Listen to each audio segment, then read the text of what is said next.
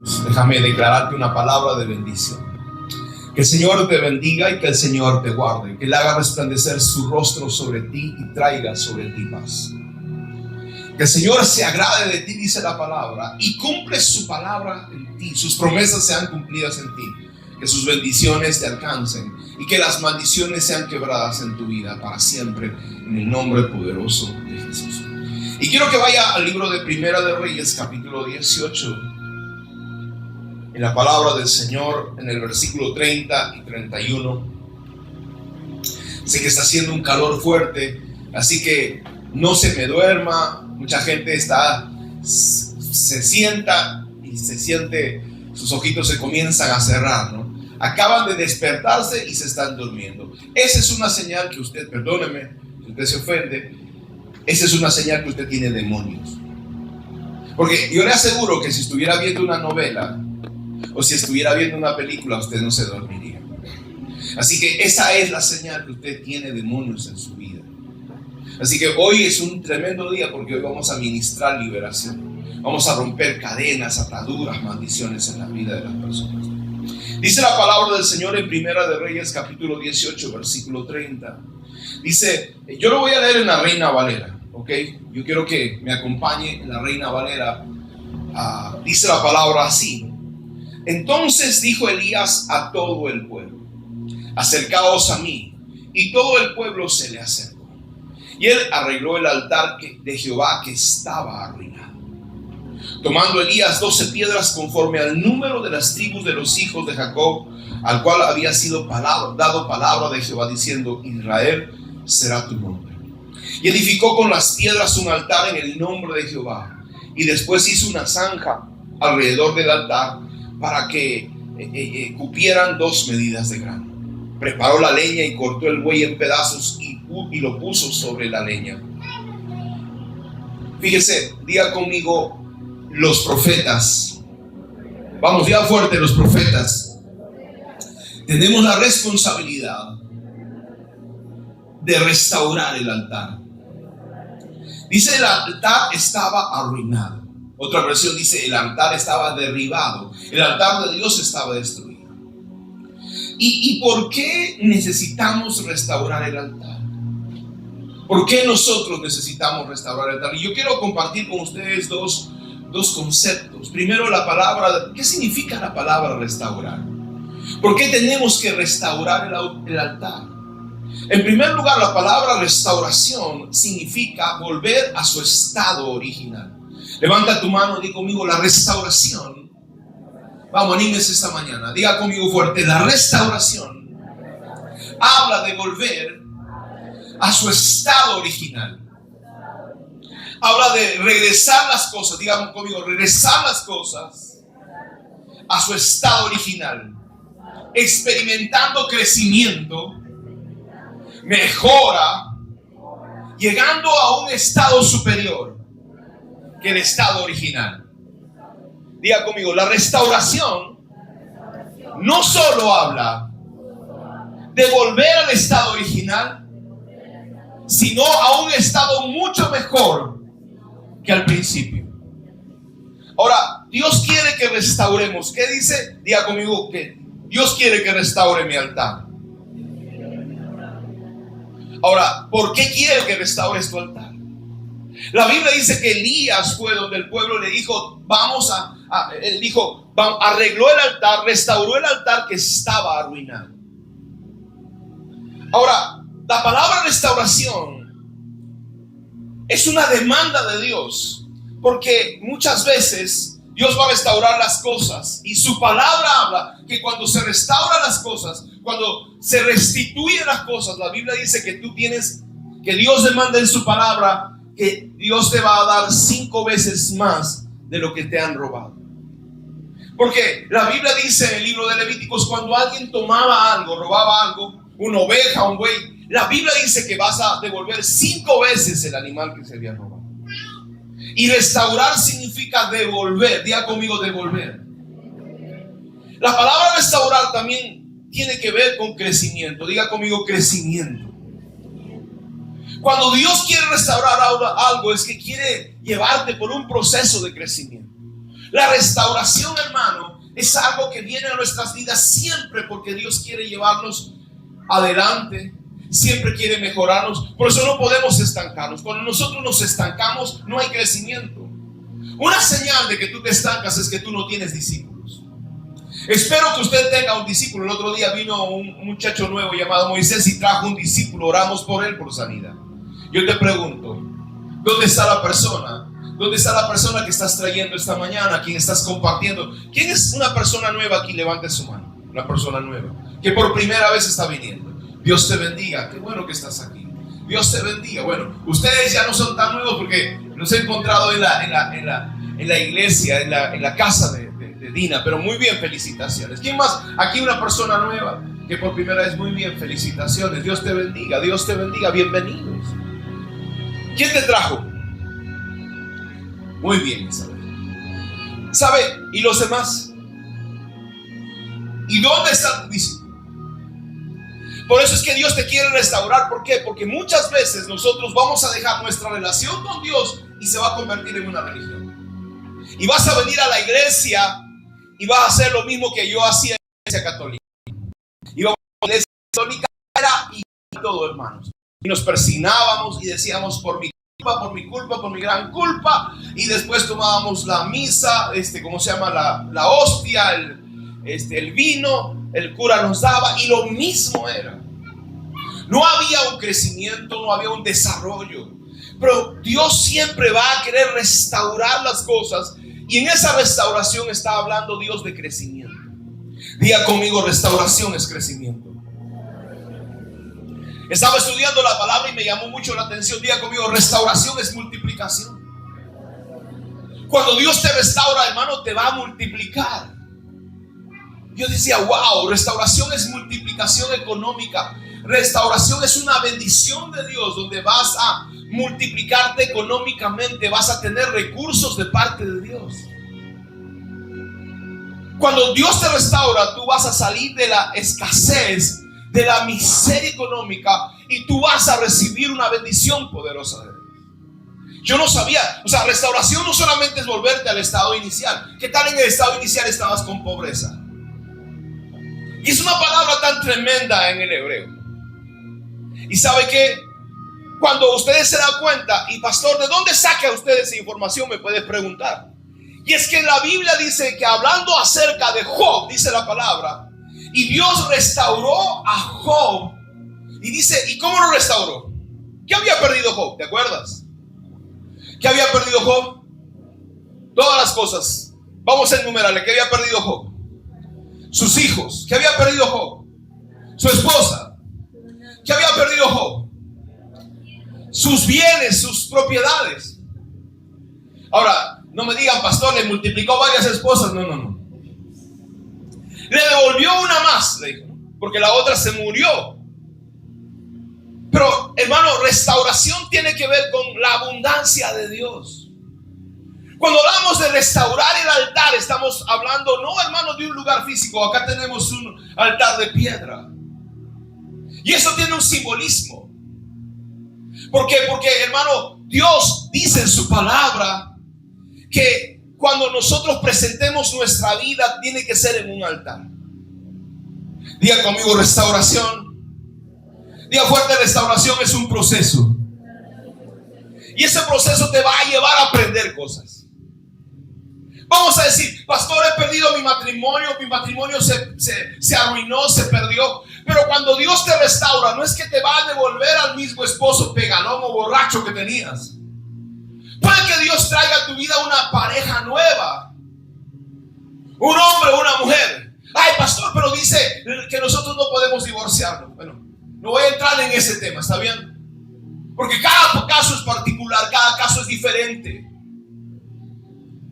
Igual, Dios va a restaurar tu vida. ¿Y qué significa eso? Que Dios va a llevarte a mejor. Otra vez diga conmigo, restauración es un proceso. Y el proceso siempre te va a mejorar. Dile al que está a tu lado, si Dios te va a restaurar, o si Dios ya te ha restaurado, dile, mira los ojos, si Dios te ha restaurado, tú vas a estar mejor, dile así. ¿Cuántos creen eso? ¿A cuántos Dios los ha restaurado? De verdad. ¿Estás mejor? Yo te pregunto, ¿estás mejor en las cosas de Dios? Porque no solamente puedes estar mejor en tu negocio, en tu casa, en tu familia, sino también en las cosas de Dios. Si solamente has mejorado en tu economía, si solamente has mejorado en tu matrimonio, en tu relación, ahora tienes que mejorar en tu relación con Dios. Yo dije, tienes que mejorar en tu relación con Dios. Y cuando hablamos de restauración, estamos hablando de un proceso. Diga conmigo, proceso. Y este proceso nos lleva a aprendizaje. Este proceso habla de aprendizaje. Y cuando tú eres restaurado, ya tú no eres la misma persona. Tú has adquirido, hermano, un entendimiento. Estábamos en el retiro estos días. Nos fuimos de retiro con los chicos de la alabanza. Y estábamos departiendo en la noche del viernes y decíamos, ¿cómo conoces a Dios? Y una de las cosas, hermanos, es que uno de ellos decía, pastor, yo he visto a Dios que ahora Dios razona conmigo. Dios no, hermano, cuando tú eres chiquito, tú no le puedes explicar, por ejemplo, la electricidad a los niños, ¿no? Tú le dices, no metas tu dedo en el tomacorriente. Y el niño dice, en este huequito no va. Y está apuntando, no, ahí no vas a poner tus manos. Aquí no meto, y si insiste, ¿no? Y tú le llamas la atención. Te estoy diciendo que no hagas eso, ve para allá. Tú no le explicas, no, que la corriente puede lastimarte y que hay un fluido desde la caja. O sea, tú no le explicas todo porque es un niño. Pero cuando es un joven, ¿cómo te castigan a ti? ¿Te dan con la correa o sientan y hacen contigo, ¿sí o no?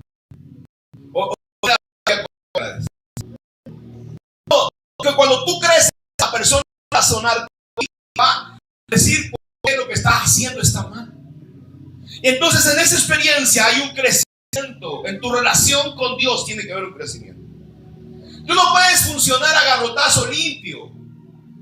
¿A cuánto le gusta, hermano, el palo? Levante su mano. Que lo maltraten, que le den con el látigo, que lo griten. ¿A cuántos le gusta eso? Levanten su mano. Voltea con la persona que está. Y a veces dice así. ¿Y por qué los tratas así? ¿Por qué me haces eso? No me, el otro está, se hace, hermana, ¿a quién estarán hablando? Dile al que está a tu lado, te están hablando a ti, no te hagas al loco. Hermano, la restauración en nuestra relación con Dios tiene que ver con crecimiento, con mejora. Diga conmigo, el crecimiento es mejorar. Si Dios te va a restaurar, Dios te va a mejorar, tú vas a crecer. Por eso cuando le decimos a las personas, cuando vengas a Cristo, Dios te va a prosperar, Dios te va a bendecir, y es verdad. Eso no es mentira. Levanta tu mano, di conmigo, este año voy a mejorar. No lo escuches, este año voy a mejorar. Este año voy a crecer. Este año voy a aprender. Y restauración tiene que ver con eso. Yo no sabía. Restauración tiene que ver con multiplicación y con abundancia. Dios restauró a Job y le dio, hermanos, miles de cosas más, de animales, de propiedades, de riqueza. Y tuvo 3 hijas, dice, ¿no? Hermosas. Y también, hermano, diga conmigo, la restauración. Fuerte, diga, la restauración habla de restitución. Y cuando Dios te restituye, está hablando de autoridad. Porque muchas veces, hermanos, nosotros perdemos aquellas cosas que Dios nos ha dado y ya no tenemos la fuerza para continuar. No sé si le ha pasado. ¿Cuántos hermanos se han ido en algún momento de su vida cristiana al mundial? Levante su mano. Eso es, en hebreo significa volverse al mundo. ¿Cuántos se fueron al mundial? Levanten su mano. Yo solo. Nadie más, todos son santos acá. Bueno, yo me fui cuando estaba sirviendo al Señor de joven. Hermano, llegó un momento de prueba en mi vida que no tenía un pastor. Por eso tiene que darle gracias a Dios por sus pastores y por sus líderes. Porque por lo menos ellos te llaman la atención, te dicen cómo estás, aunque te exhortan, hermano, te hacen reaccionar. Dile al que está a tu lado, no pongas mala cara cuando te exhortas, dile así, no pongas mala cara. No pongas mala cara, acepta, recibe la jalada de oreja. Porque hermano, cuando no hay nadie, no había nadie para que me llamara la atención a mí, yo me fui y me perdí. Y cuando tú te pierdes, te vas de Dios, tú pierdes todas esas cosas que Dios te ha dado. Cuando tú ministrabas a Dios, cuando tú cantas aquí, cuando tú adoras, ya no tienes ganas de orar, ya no tienes ganas de escuchar la palabra. Ahora ya no tienes ganas de nada, de ir a la iglesia. Está como el hijo pródigo, ¿no? El hijo pródigo, hermano, en un momento de su vida estaba bien. El hijo pródigo tenía todo, tenía comida, tenía casa, tenía vestido, tenía todo, tenía paz, tenía todo. Pero a veces la gente se cansa de estar bien. ¿Cuántos aquí se han cansado de estar bien? ¿No se cansan de estar bien? Entonces, ¿por qué te pierdes si no te cansas de estar bien? Pero en la casa de Dios tenemos, hermano, paz.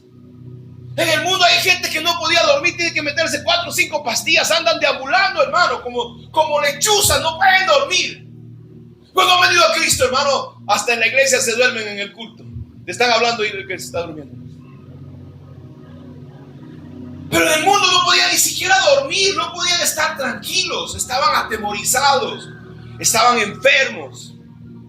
Y de repente pasa el tiempo y se cansan de estar bien. Nos cansamos, no sé qué nos pasa. Y nos da cosas, hermano, y decimos no. Y a veces puede que te resientas con Dios porque Dios no hace lo que tú estás pidiendo. Porque a veces la gente dice, Señor, si tú haces esto, yo te voy a servir. Y Dios al principio te hace caso. Y Dios te bendice, y Dios te hace entrar en la universidad, y Dios te ayuda y todo. Y cuando no lo hace, y si tú no has crecido, te vas a resentir como un niño chiquito. Ah, no me has hecho eso, está bien, me voy. Es como, hermano, nuestra relación tu relación con Dios tiene que ser una relación como una relación que tú tienes con alguien que tú amas. No sé si le ha pasado, cuando una persona te falla, te enojas, ¿sí? ¿O no se enoja? ¿Te enojas o no, Merien, cuando el siervo de Dios no hace lo que tú, no te invita a tu pollo a la brasa que estabas antojando? Entonces uno se enoja y entonces dice, pero como tú quieres a esa persona, te pasa después. Ya no importa, te voy a perdonar. Porque tú amas a esa persona. Pero cuando el amor se ha desgastado, ya tú no vuelves. Se ahonda más, hermano, la distancia, se ahonda más. Cada vez que hace algo más, se ahonda la distancia. Y lo que va a pasar es que un día te vas a ir. Y no vas a mirar las cosas buenas que Dios te da. Yo no había visto que el Señor me había hecho entrar a la universidad. Yo no había visto, hermano, que el Señor me había dado un trabajo. Yo no había visto que Dios me había ayudado, me había sanado, me había traído paz. Cuando Él no hizo algo que yo le había pedido, yo me resentí en mi corazón y me fui. Y cuando estaba en el mundo, así como el hijo pródigo, ¿no? El hijo pródigo no reconoce lo bueno. Por eso yo te pregunto, ¿reconoces las cosas buenas que Dios te da? ¿Crees que tu esposo o tu esposa es una bendición? ¿Crees que tus hijos son una bendición? Yo lo escucho, hermano. Aquí parece que nadie está casado. ¿Crees que tus hijos son una bendición? ¿Crees que tu trabajo es una bendición, hermano?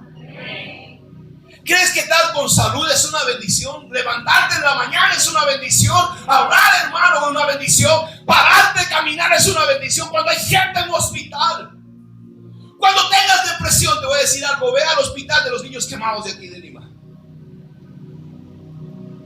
Un día yo estaba aquí en Lima, había venido porque estaba enojado con Dios. Porque mis papás no pudieron ayudarme para entrar a la universidad, me puse a trabajar. Y estaba un poco enojado y no sé cómo yo llego al hospital de niños, de los niños quemados en Lima. Y yo no sé por qué entré a visitarlos, hermano, y cuando vi a esos niños en esas cunas, muchas veces deformes, sin visita, a muchos de ellos los abandonaron sus padres. Y yo me di cuenta que estaba enojado por una tontería. Hay la gente que se enoja porque no tiene una zapatilla de marca. Gente que se enoja porque, hermano, no le ha cocinado su mamá su churrasco. Hoy solamente le dio zapallo. Y no puedes dar gracias por la comida que tienes en la mesa. Esas personas, hermano, a veces tienen que pasar por eso tiene que restaurarte Dios. Porque a veces no podemos valorar. Cuando estamos enfermos valoramos la salud.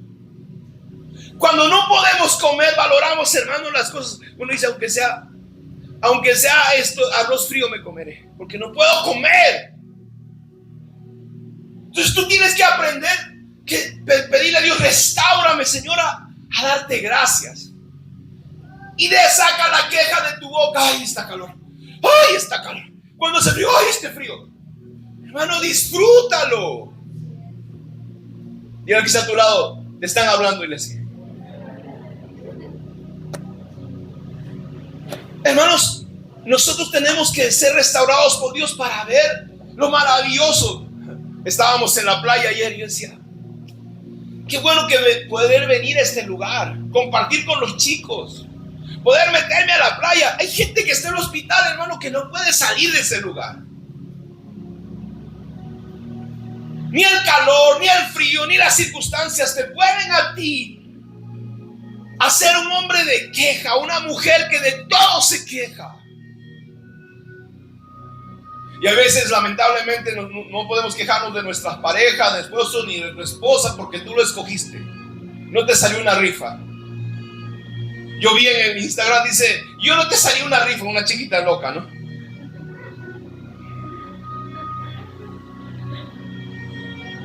Pero hermano, no importa. Pídele paciencia a Dios.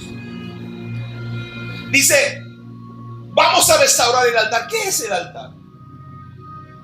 El altar, hermano, en el hebreo es el lugar del sacrificio. Fíjese, la palabra altar significa el lugar del sacrificio, el lugar de la muerte, dice. Altar, hermano, es el lugar alto. Altar significa el lugar de entrega. Es, hermano, el lugar donde hay un contacto entre el hombre y el Dios Todopoderoso. Por eso cuando tú llegas para la prédica, tú te perdiste lo más importante, que es adorar a Dios. Porque nosotros tenemos que venir a la casa de Dios a levantar nuestras manos, a levantar nuestra adoración, a cantarle al Señor. Porque ¿sabe qué cosa? Porque ahí nosotros nos entregamos. Porque no se trata, porque tú no estás viniendo a una misa. Tú estás viniendo a la casa del Señor, donde tú tienes que adorar a Dios, donde rendirte a Dios. ¿Sabe, mi amado hermano? En el cielo no va a haber prédicas. Y si tú no aprendes aquí en la tierra a adorar al Señor, va a ser bien difícil. No vas a entrar al reino de los cielos. Allá los ángeles dicen santo, santo, hermano, santo. Y un hombre de Dios dijo algo que me impresionó a mí. ¿Sabe por qué ellos repiten santo? ¿Alguien sabe? Los adoradores deben saber. ¿Saben por qué los ángeles dicen santo? Santo, santo. Porque, hermanos, cuando ellos están en la presencia de Dios, abren los ojos y ven una manifestación de Dios. Y de repente cuando dicen santo, cierran los ojos, y cuando vuelven a abrir hay otra manifestación de Dios. Imagínense, manifestaciones eternas de la gloria de Dios. Ellos entonces se espantan, se admiran, y de solo pueden decir santo, porque cada vez que abren sus ojos, hermano, hay una manifestación de la gloria de Dios. Pero como nos hemos acostumbrado, hermano, a ver las flores, a ver la naturaleza, ya es igualito, ¿no? Tienes que recuperar el don de la admiración. Cuando uno nace, hermano, los nenes todo lo descubren. Hasta las personas. Yo recuerdo que mi hija Sarita, un día estábamos paseando, tendría como 1 o 2 añitos, y cuando estamos en la calle vio unos morenitos, bien morenitos, bien heritos. Y me agarró así, ¿no? Estaba en la mano y me agarró. Se asustó. Y tuvo una admiración y dijo, wow. Y me decía, papi, ¿quiénes son ellos? Y yo le decía, son como nosotros, sino que vas a ver diferentes pieles en las personas. Y ella se ríe. Y miraba, y se admiraba de ver las cosas. Yo te pregunto, cuando te admiras, ¿cómo te levantas en la mañana? ¿Renegando? ¿Pateando al gato? ¿Gritando? ¿Cómo te levantas en la mañana?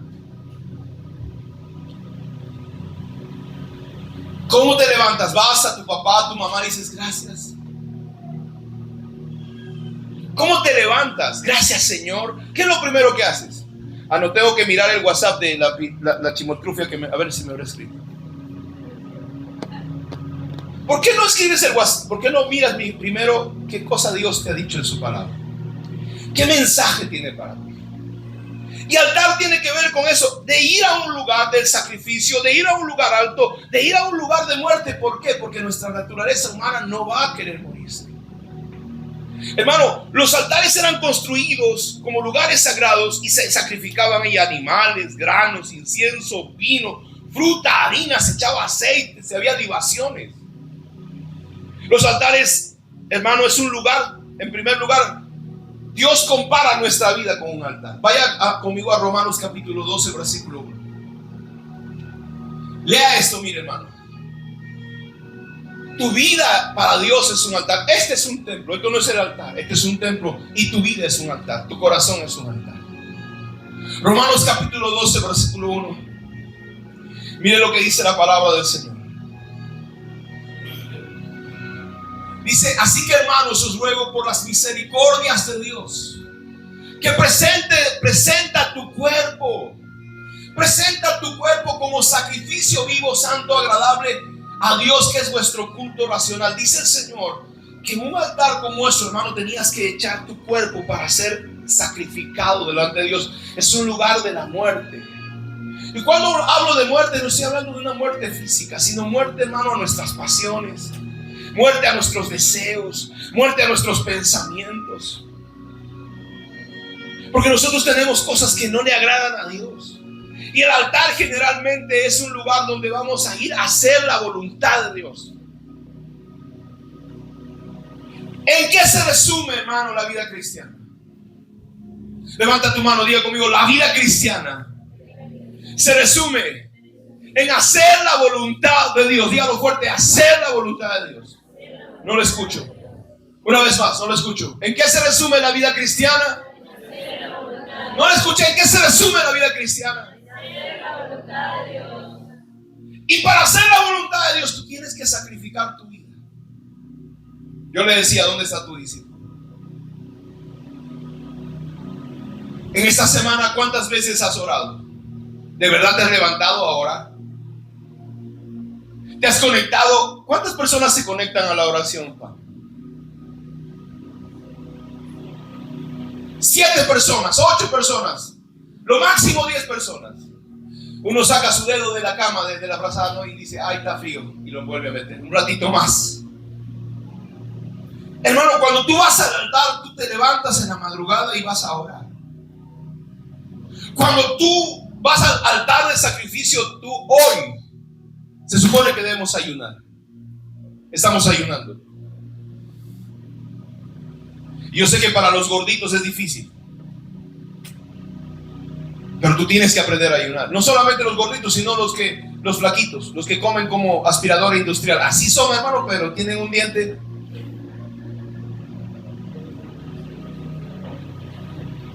Y yo no sé dónde le entra tanta comida a esa persona, pero así son. Si fueran así, ya bueno, no entiende, ¿no? Entonces, cuando vamos al altar, ahí, hermano, tenemos que sacrificar. En segundo lugar, los altares se tienen que construir. Hermano, un altar se edifica.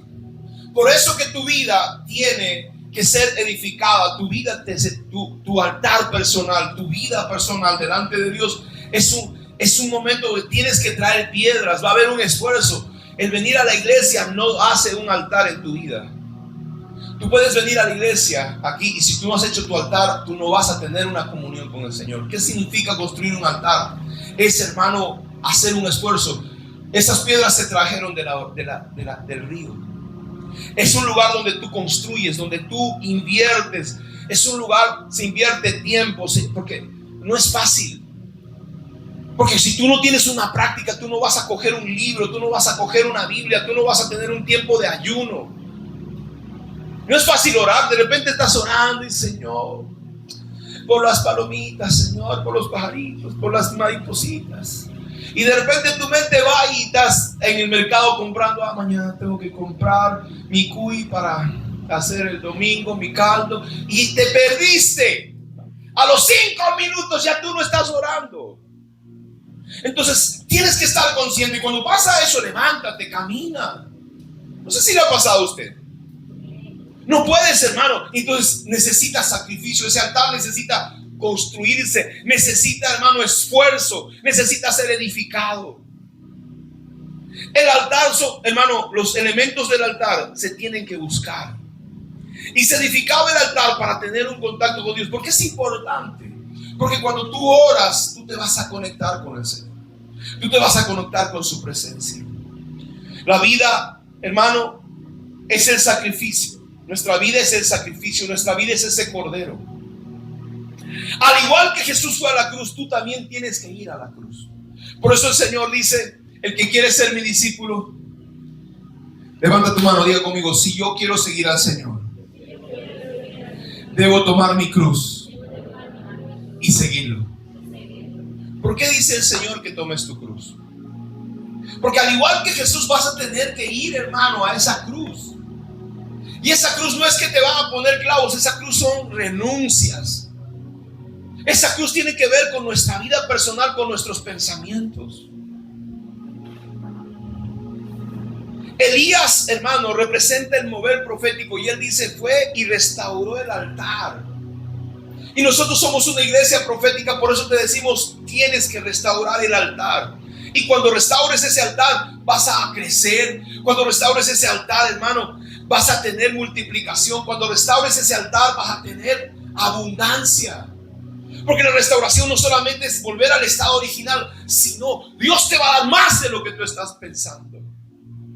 Por eso el Señor quiere que restauremos el altar. ¿Cómo está tu altar? Elías encontró el altar derribado. Elías encontró el altar destruido. Elías encontró el altar, hermano, dice arruinado. Y cuando habla de ruina, habla financiera. La ruina tiene que ver con tu salud. La ruina tiene que ver, hermano, con tu vida emocional. Y cuando tu vida emocional está arruinada, cuando tu economía está arruinada, tú tienes que restaurar el altar. Cuando tu vida está destruida, tienes que restaurar el altar. Y quien va a hacerlo no es Dios. Dios no va a venir a levantar esas piedras. ¿Quién tiene que hacerlo? Voltea con que está a tu lado y dile: tú tienes que edificar el altar. Vamos, dile: tú tienes que edificar el altar. Mírale y dile: tú tienes que edificar el altar. Dios no lo va a hacer por ti. Y eso cuesta. Y eso, hermano, tiene que darnos a nosotros trabajo. Tú decides si sirves a Dios. Dios no va a venir. Él no te va a obligar. Tú decides si honras a Dios. Tú decides si obedeces a Dios. Tú decides si tú le adoras a Dios. ¿Sabes cómo yo sé que nosotros no honramos a Dios? Porque yo le aseguro, hermano, si la presidenta Dina te invitara a Palacio de Gobierno a las 10 de la mañana, ¿a qué hora llegarías? ¿A qué hora llegarías? Sea honesto conmigo. A las 9:30 estarías bien cambiadita, bien perfumadita. Dios te invita a este lugar. ¿A qué hora estás llegando? O sea, para ti es más importante un personaje, hermano. Yo he visto, hermano, gente que llega lo han invitado a un bautismo católico y llegan temprano, pero llegan tarde a la casa de Dios. Entonces eso me habla, aunque tú no lo digas, eso me habla, perdóname que lo voy a decir, pero esto me habla de su desprecio por las cosas de Dios. Y dice su palabra dice: yo honraré a los que me honran y despreciaré a los que me honran.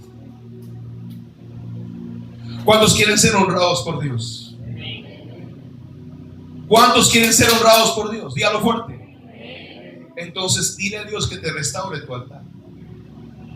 Porque cuando Dios restaura tu altar, Dios va a cambiar tu vida. Los altares son destruidos a causa de la maldición de nuestros pecados. Dice, mira hermano, otro altar que había sido destruido por una palabra profética. Vaya conmigo a Primera de Reyes capítulo 13. Primera de Reyes capítulo 13. Miren lo que dice la palabra del Señor.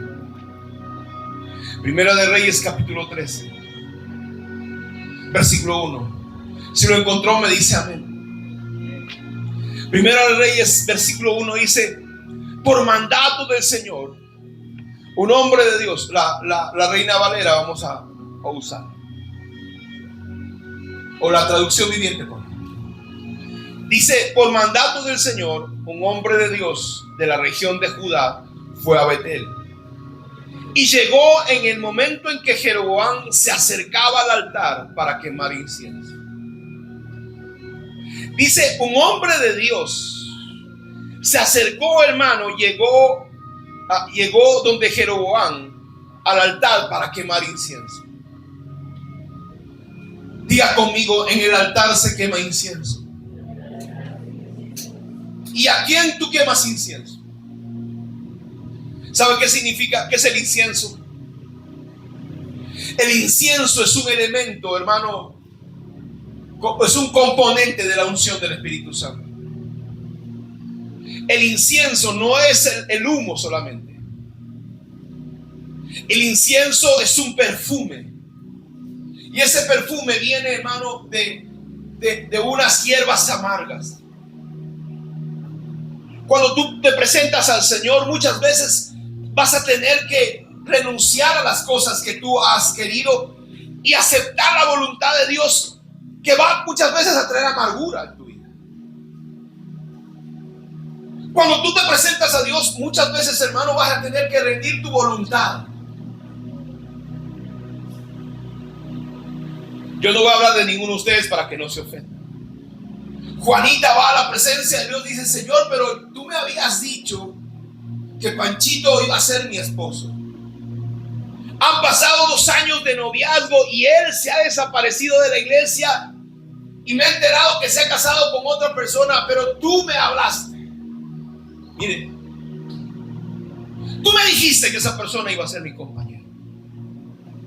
¿Y dónde quedó tu palabra?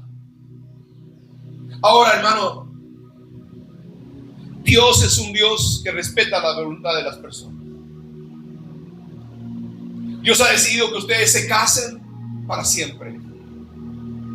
Pero cuando la persona toma la decisión de abandonar la relación y abandonarte a ti, tú no lo puedes obligar, tú no le puedes poner una pistola a esa persona para que vaya contigo, para que te ame a fuerza obligatoria. Y puede que esa persona te pueda abandonar. Y puede que esa persona se vaya.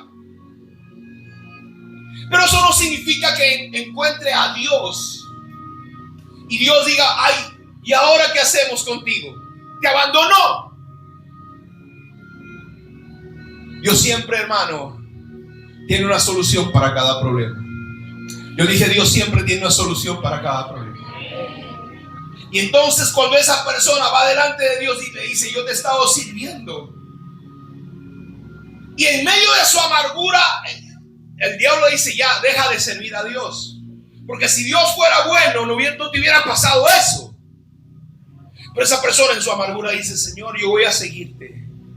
Como Jesús le dice: tú quieres crucificarme, yo voy a ir a ese lugar. Señor, tú quieres ponerme una corona de espinas, yo te amo, yo sé que esa es tu voluntad, yo sé que lo que tú estás haciendo en mi vida va a bendecir a otras personas, y por eso estoy yendo yo a la cruz, porque yo también amo a esas personas. Y Jesús, hermano, en medio de esa amargura entregó incienso a Dios. Y este hombre le estaba entregando incienso, o sea, su voluntad le estaba sometiendo a Dios, Jesús. Pero este hombre estaba quemando incienso. La pregunta es: ¿a quién le quemas incienso tú? ¿A quién le rindes tu voluntad? Porque dice que Jeroboam estaba quemando incienso en ese altar. Y dice la Biblia que ese hombre estaba quemando incienso a otros dioses. ¿A quién le quemas incienso? A tus hijos.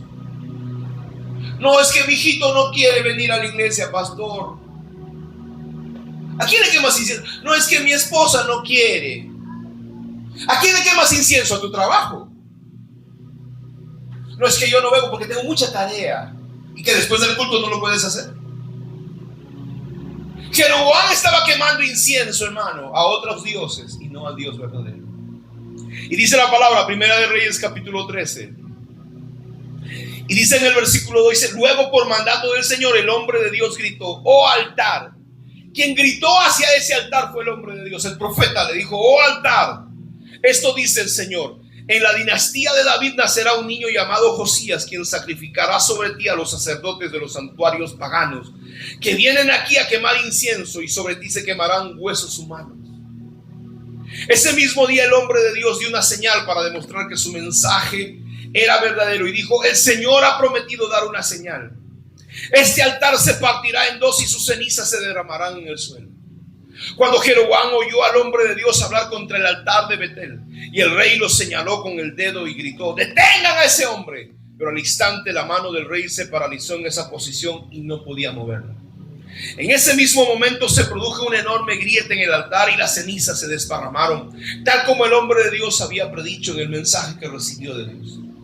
Entonces el rey clamó al hombre de Dios: te ruego que le pidas al Señor tu Dios que me restaures la mano. Así que el hombre de Dios oró al Señor y la mano quedó restaurada y el rey pudo moverla otra vez.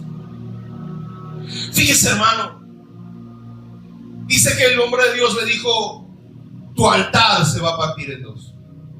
Y yo tengo una palabra profética para ti esta mañana. Levanta tu mano. Yo quiero decirte una cosa esta mañana: si tú sigues quemando el incienso a cosas que no es Dios, tu altar se va a partir. En otras palabras, tu vida va a ser quebrada por Dios. Sí, tú que me estás viendo, esta palabra también es para ti.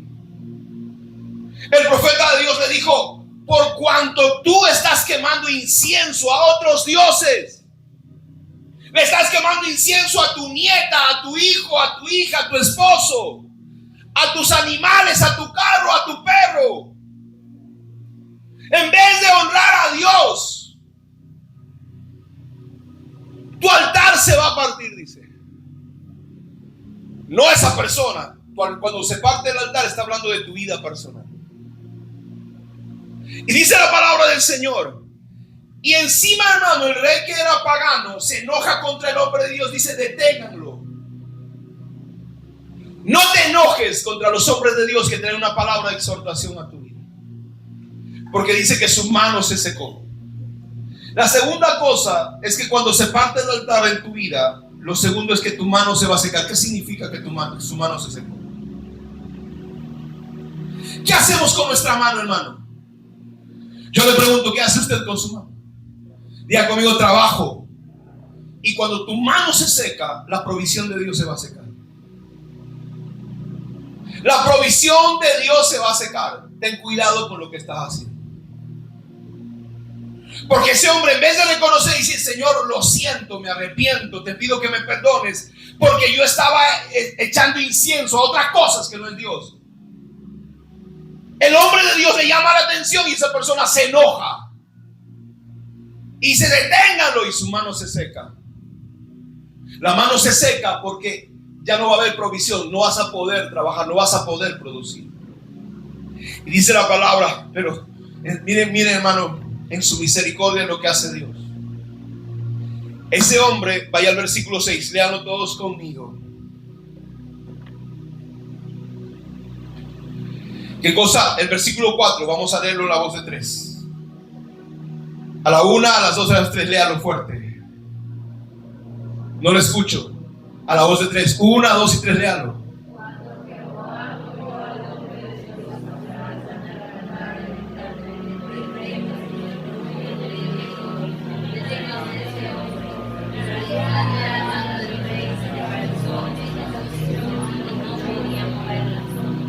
El versículo 6.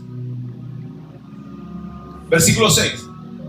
A la 1, el versículo 6. A la 1, a las 2 y a las 3, fuerte.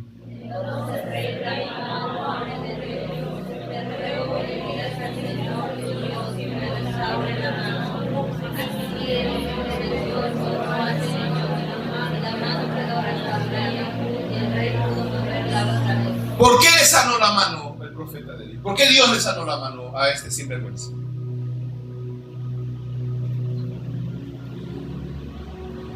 Dígame, ¿por qué le sanó? Jackie, ¿por qué le sanó? ¿Por la misericordia de Dios? ¿Por qué le sanó? No lo sanó por él, hermano. Lo sanó porque el hombre de Dios oró. Y cuando usted ve, Jeroboam fue destruido. Y esto nos da un principio. No necesariamente cuando Dios te sana es porque tú has entendido las cosas de Dios, sino por misericordia del hombre de Dios. Porque mucha gente en rebeldía hace lo que le da la gana, a pesar de lo que Dios le ha sanado. Y Dios, hermano, respalda a los hombres de Dios. Yo le decía, no sé si fue ayer o anteayer, hablando con un discípulo, fíjese, hay gente que nos hace daño. Me estaba contando esto una mujer de Dios. Y a esta mujer de Dios la habían asaltado, hermano. Y a mí me dio tanto enojo. Yo le digo, ¿estás bien? Sí, pastor, yo estoy andando derecho. Ok, le dije. Y le habían enseñado hasta el cuchillo. Y yo le dije, ok, te voy a decir una cosa como profeta de Dios. Tú te vas a enterar cuando ese hombre le venga el juicio de Dios sobre su vida. Así le dije. Te vas a enterar cuando el juicio de Dios venga sobre su vida. Y estos días me dice, pastor, he visto en el periódico a esa persona que me asaltó. Parece que lo mataron. ¿Lo mataron o lo capturaron? Lo mataron. ¿Sabe por qué? Porque Dios respeta a los hombres de Dios. Y Dios respeta la unción que está sobre ti. Y tienes que tener cuidado con lo que dices y con lo que crees. Porque dice la palabra que Eliseo, hermano, estaba subiendo una montaña y unos muchachos malcriados le dijeron, calvo, sube, calvo, sube. Él era peladito, así como nuestro hermano Calito. Y lo estaban molestando. ¿Y qué hizo? ¿Qué hizo Eliseo?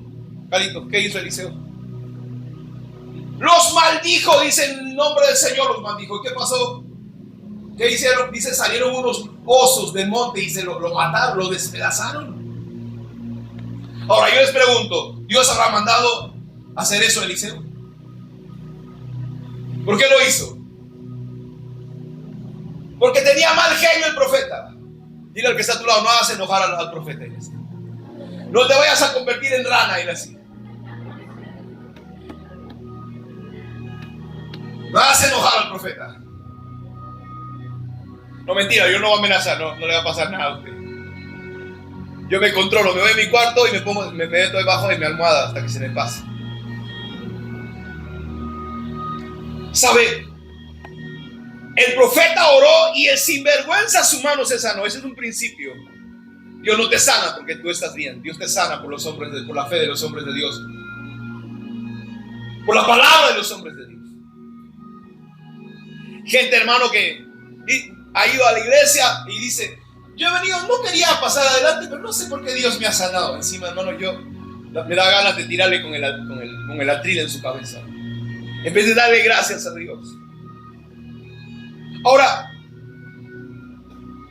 cuando un altar está destruido, una de las razones que un altar está destruido está porque está bajo la maldición de Dios. Una de las razones, hermano, porque un altar está destruido es porque está bajo la maldición. ¿Y sabe qué cosa? Mire lo que dice, vaya conmigo a Deuteronomio capítulo 29. Estas maldiciones vendrán sobre ti si no oyeres la palabra del Señor, si no obedecieres sus mandamientos. Vaya conmigo al libro de Deuteronomio capítulo 29. Deuteronomio 29 está después de Deuteronomio 28.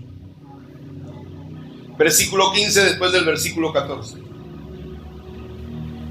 No busque en su Biblia, está en el Antiguo Testamento. No me busque después de Mateo, Deuteronomio. Deuteronomio 29, versículo 15.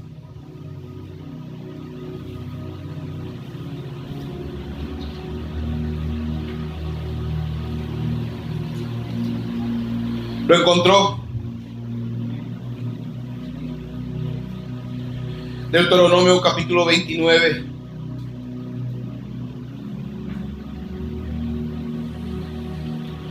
Versículo 15 dice, vamos a leer el versículo 12, desde el 10, léalo conmigo. Todos, por favor. Deuteronomio 29, 10. Si lo encontró, me dice amén. No lo escuché. Me dice amén. Y vamos a leer en la Reina Valera. Reina Valera 1960, Deuteronomio 29, versículo 10. Cuando cuente 3, por favor, lo lea usted conmigo. A la 1, a las 2 y a las 3. Fuerte, léalo. No le escucho. Léalo fuerte. Así como le grita a su esposo, cuando grita, cuando se enoja. Así, hermano. A la 1, a las 2 y a las 3. Fuerte.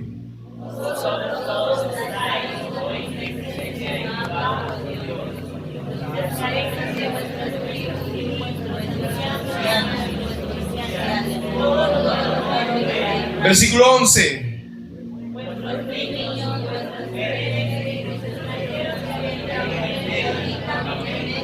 Desde el que corta tu leña hasta el que saca tu agua. Estaban todos, hasta sus siervos. Porque la palabra de Dios no es solamente para ti. Tú dices, en mi casa yo voy a servir a Dios. No, es para tu esposo, tu esposa, tus hijos. Y a los hijos se les dice, aquí se sirve a Dios. No, papá, yo voy a poner mi música diabólica. No. Aquí la música que se escucha en esta casa es música cristiana. Si tú quieres escuchar música del diablo, alquílate tu apartamento y ahí vete. Si quieres tomar con tus amigos, en esta casa no se puede tomar. Están aquí los papás, ¿no? No, pastor, es que mi hijo no me hace caso. Lo que hace caso porque tú no pones orden en tu casa. Versículo 12, todos juntos, 1, 2 y 3. Para que entres en el pacto de Jehová tu Dios y en su juramento que Jehová tu Dios concierta hoy contigo.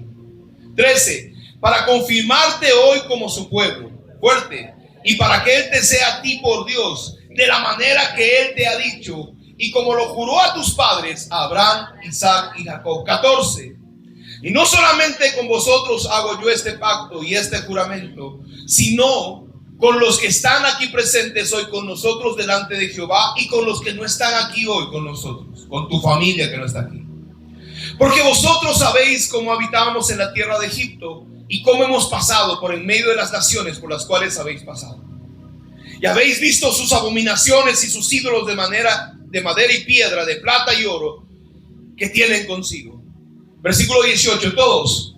No sea que haya entre vosotros varón o mujer, familia o tribu, cuyo corazón se aparte hoy de Jehová vuestro Dios, para ir y servir a los dioses de estas naciones. Y no sea que haya en medio de vosotros raíz que produzca hiel y ajenjo. Y suceda que al oír las palabras de esta maldición, él se bendiga en su corazón. Dice, oyendo la palabra de la maldición, él se bendiga en su corazón, diciendo, tendré paz, no me pasará nada, aunque ande en la dureza de mi corazón, a fin de que con la embriaguez quite la sed. Versículo 20, todos. No querrá Jehová perdonarlo, sino que entonces humeará la ira de Jehová y su celo sobre el tal hombre, y se asentará sobre él toda maldición escrita en este libro. Y Jehová, fuerte, diga, ¿y Jehová qué va a hacer?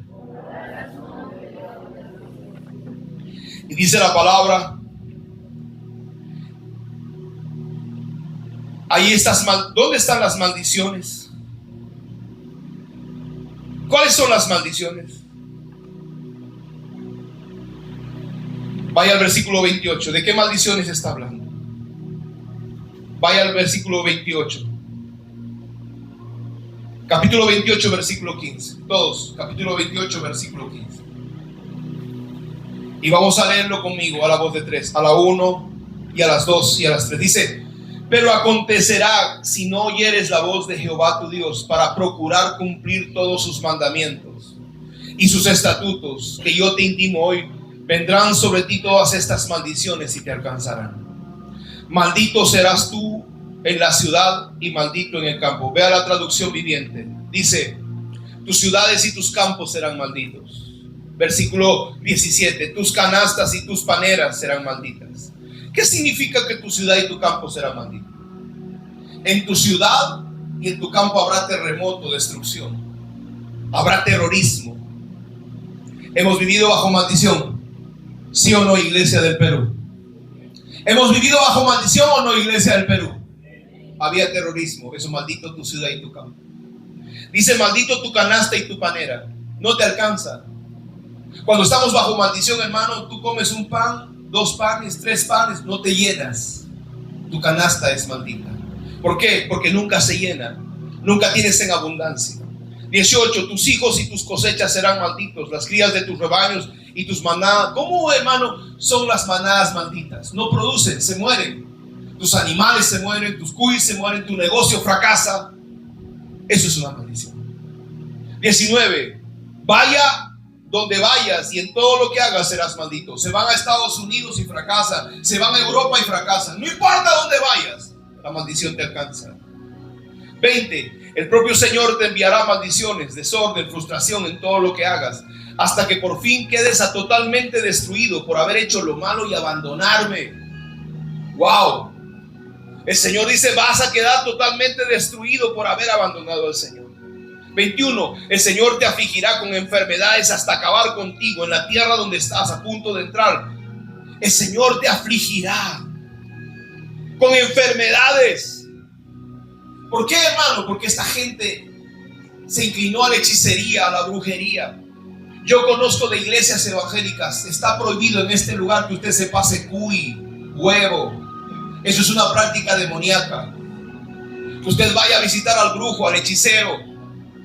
Cuando usted hace, usted está provocando la maldición de Dios en su vida. Dice el versículo 22, qué fuerte. Léalo usted el versículo 22 a la voz de 3. 1, 2 y 3.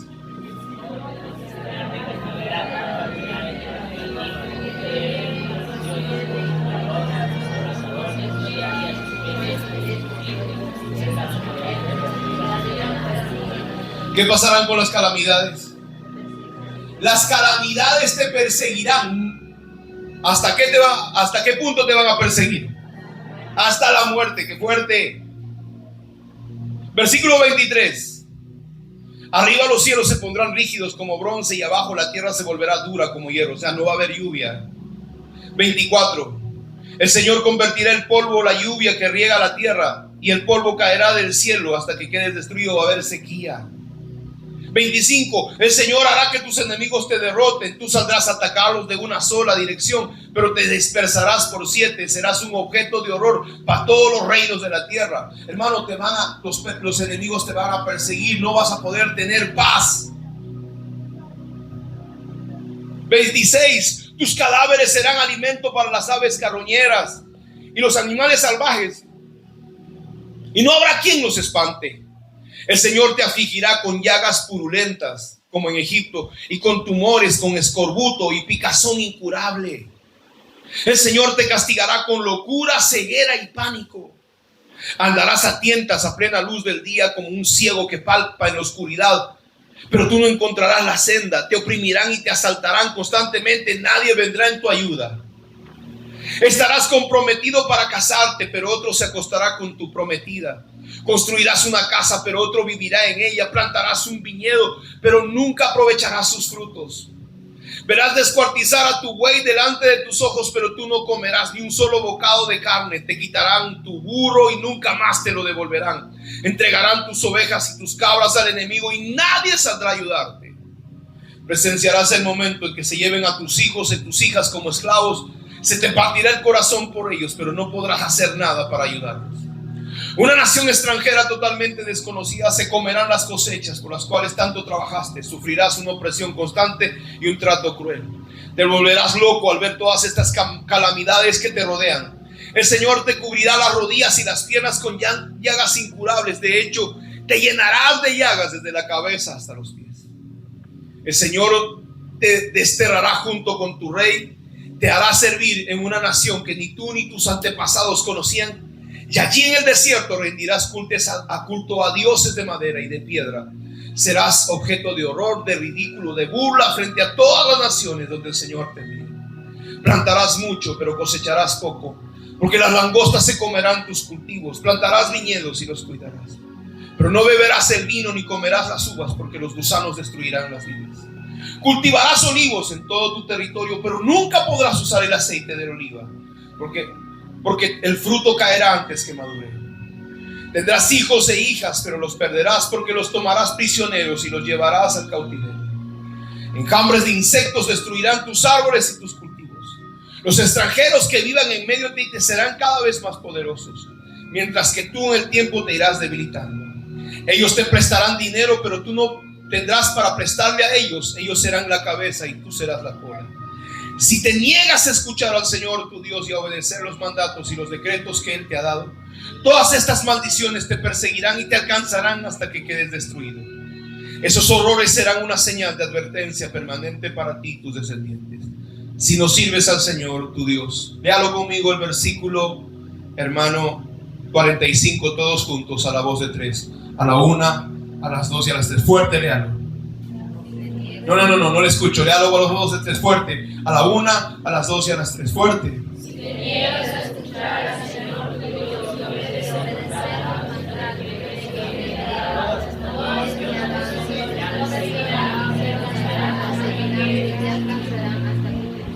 Versículo 46, fuerte. Todos, voz de 3. 1, 2 y 3, 46.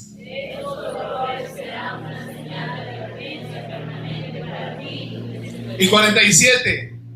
Si no sirves al Señor tu Dios con alegría y entusiasmo, fíjate, si no sirves con alegría y entusiasmo, te entusiasma venir a la casa, te preparas y te alistas con alegría para venir y dices: ay, la pastora me va a regañar, ay, si no voy me va. ¿Cómo vienes a la casa de Dios? ¿No tienes entusiasmo? ¿No tienes alegría? Dice: estas maldiciones te alcanzarán si te niegas a escuchar y obedecer sus mandamientos. Y te perseguirán. Ni siquiera, hermano, donde vayas, no importa si te vas a Estados Unidos, a Europa, te van a perseguir estas maldiciones. Yo te pregunto esta mañana. ¿Quieres vivir bajo maldición? Contésteme, hermano. ¿Quiere vivir bajo maldición? Yo le pregunto: ¿quiere vivir bajo maldición? Entonces restaure el altar. Y restaurar el altar tiene que ver con mi vida, con mi corazón. ¿Cómo estoy sirviendo a Dios? ¿De alegría? ¿Estoy sirviendo de corazón? ¿De verdad? ¿Estoy obedeciendo sus mandamientos? Felicitaciones por estar hoy en la casa del Señor. Hoy mucha gente está trabajando hoy día. O sea, dice: mi trabajo es mi Dios. Hoy mucha gente está lavando su ropa. Sus quehaceres son su Dios. Está limpiando su casa. Sus quehaceres son su Dios. Están haciendo incienso hoy en el día del Señor. ¿A quién le estás quemando incienso? ¿A quién le quemas incienso? Estás como Jeroboam quemando incienso a dioses falsos. Cuando el profeta de Dios te diga: ese altar se partirá en dos y tu mano se seque, entonces la gente va a reaccionar. ¿Esperas todavía esas cosas? Esta mañana nosotros tenemos un tiempo de administración. Esta mañana nosotros tenemos un tiempo de liberación en la casa. Yo quiero que te prepares. Algunas de estas maldiciones te están acompañando, están viniendo sobre tus vidas. Yo le voy a hacer le voy a compartir 4 maldiciones, hermano, que vienen a nuestra vida. Las razones por qué las maldiciones vienen a nuestras vidas. ¿Cómo saber que tú estás bajo maldición? Si tú estás enfermo todo el tiempo, tú estás bajo maldición. Las enfermedades de todo tipo son resultado de una maldición. Y la maldición puede ser por el pecado, por una palabra, por hechicería. Vivir en derrota. Haces una cosa y fracasas. Tienes una relación y se termina. Todo el tiempo vives en derrota, tú estás bajo maldición.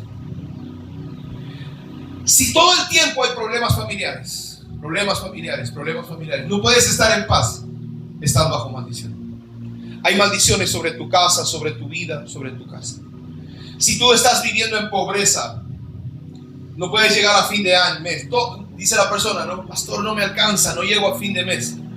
Ahora, hay dos cosas. Estás bajo una maldición de pobreza y otro, le estás robando a Dios.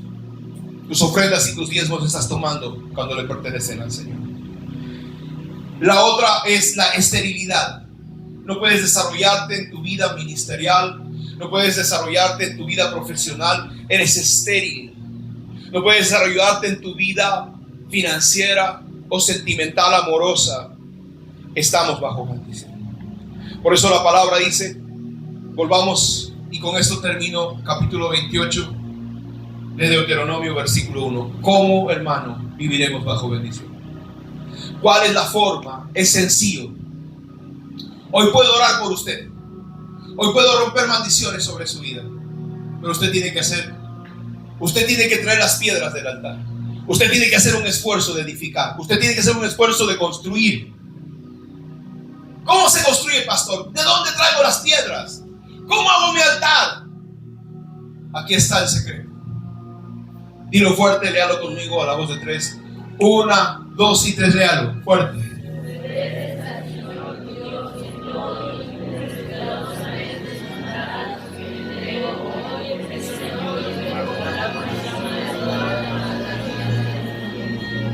Versículo siguiente.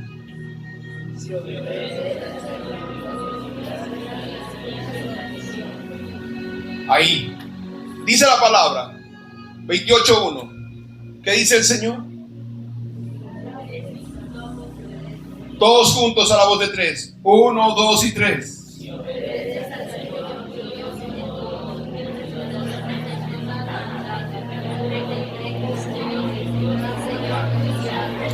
Y recibirás estas bendiciones. Te pondrá por encima. ¿Cómo te construye el altar? Vas por el primer mandamiento. Honra al Señor tu Dios. Ámalo con todo tu corazón. Separa el día del Señor. Cojo otra piedra. Señor, honro a mi padre y a mi madre. Cojo otra piedra. No levanto falso testimonio. No ando por ahí chismeando, mintiendo. Cojo otra piedra. No voy a robar. Cojo otra piedra. No voy a tener malos pensamientos, voy a crucificarlos cuando vengan a mi corazón. Conoce los 10 mandamientos. ¿Cómo se edifica el altar? Cumpliendo los mandamientos. Y una vez que hayas edificado el altar, tu vida está siendo, hermano, está subiendo como olor fragante delante de la presencia de Dios. Yo puedo orar esta mañana por ti. Yo puedo reprender los demonios. Tú puedes arrojar, tú puedes gritar, te puedes tirar al piso. Pero si tú no cumples los mandamientos, solo habremos perdido tiempo esta mañana. Solo habremos, hermano, solo habrás gritado y solo habremos movido el avispero de los demonios. Pero cada vez que tú obedeces sus mandamientos, cada vez que pones en práctica, es como que si estuvieras cogiendo una piedra y estás edificando un altar. ¿Por qué? ¿Por qué necesitamos un altar? Levanta tu mano. Yo necesito levantar mi altar. No lo escucho, diga, yo necesito levantar mi altar. Porque quiero encontrarme con Dios. La única forma para encontrarte con Dios es en un altar. Dios no va a venir si no hay un altar. Entonces, si en tu vida hay un altar, Él va a venir y te va a hablar, Él te va a dirigir, Él te va a sanar, Él te va a bendecir, Él te va a restaurar, Él te va a edificar, Él te va a multiplicar.